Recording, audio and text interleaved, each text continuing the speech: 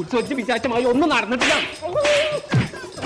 ഒരു തൊയിലെന്ന് പറഞ്ഞതാ കൊല്ലം കൊണ്ട് മനസ്സിൽ കിട്ടിയിട്ടില്ല. എന്റെ സത്യം അനുബന്ധത്തിൽ പോയതാണെന്ന് ഇവിടെ എന്ത് പറഞ്ഞാൽ മനസ്സിലാക്കുക. ഉത്സവം എനിക്കല്ല ബിസ്മീന്ന് വാഷിംഗ് മെഷീൻ വേണ്ട, ഞാൻ ഒറ്റക്ക് പോയിക്കോളാം. അയലമട്ട കുപ്പായ എങ്ങനെ മാറുന്നു?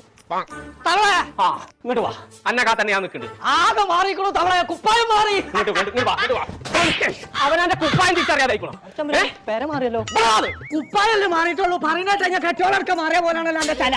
ഓള കണക്കിൽ ഓള അങ്ങനെ തന്നെ വിചാരിച്ചിരുന്നതേ. അടച്ച തമ്പുരാനെ, ഓളെ കിടക്ക അങ്ങനെ ഇനി ഉത്സവം ഞാൻ അറിയാമല്ലോ കിടക്കൊക്കെ പോരെ.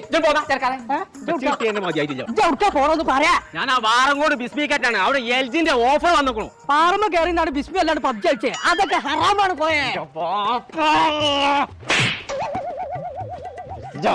എനിക്കിപ്പോ ചെവിയാക്കുണ്ടോ? ആ പല്ല് വെച്ചോ തുടങ്ങി. എനിക്ക് വാണെങ്കിൽ പോരെ, വാറണ്ട് ഉണ്ടെങ്കിൽ ഞാനുണ്ട്. ആ പര തലയാണ്.